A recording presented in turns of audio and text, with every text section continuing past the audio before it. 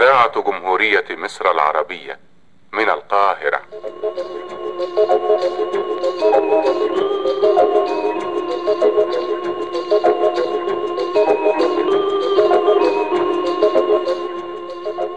قطرات الندى. شهر الفلاح.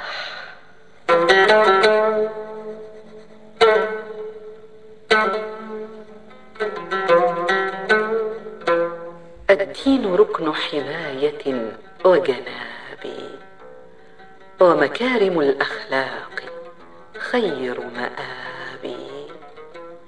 يا من زللت عن الطريق ولم تزل تسعى وراء الشر دون حساب. خاصمت من أهل فأين حقوقهم؟ هل قطع أرحام لهم بصواب؟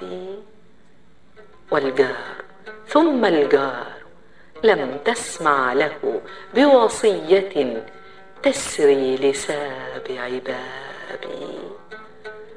عطلت شرعا في سبيل غواية، أين الصلاة وأين صدق خطابي؟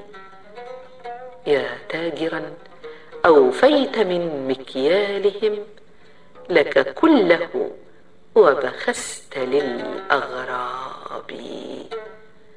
يا صانعا لم ترع حق صناعة فقد الضمير وخشية الوهاب. يا حاكما فاروقنا لك قدوة يخشى لشاة عثرة بصعاب. يا كل خلق زاد في طغيانه ونسيت يوما ينتهي بحسابي.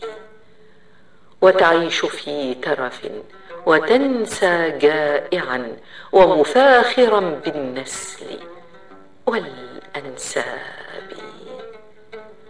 هذا هو الشهر الفضيل أتى لكم فهلم كل يلتمس لمتابي.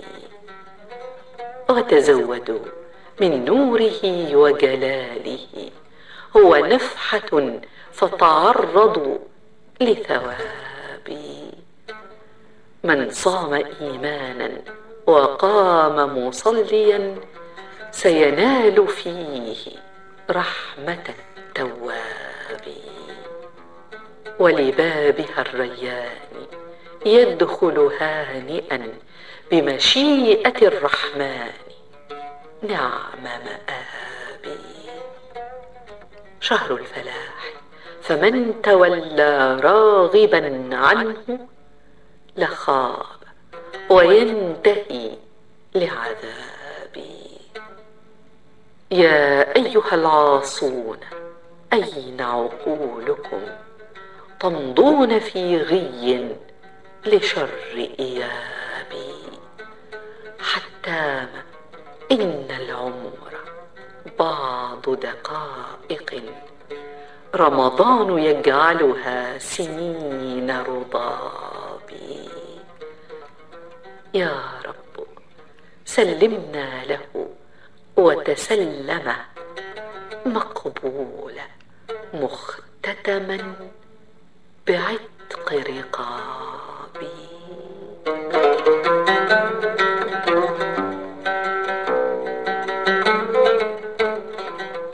شعر محمد عبد رب طه.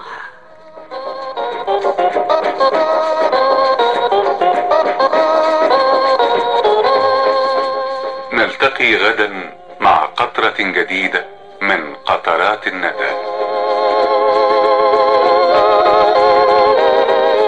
جيهان الرياض.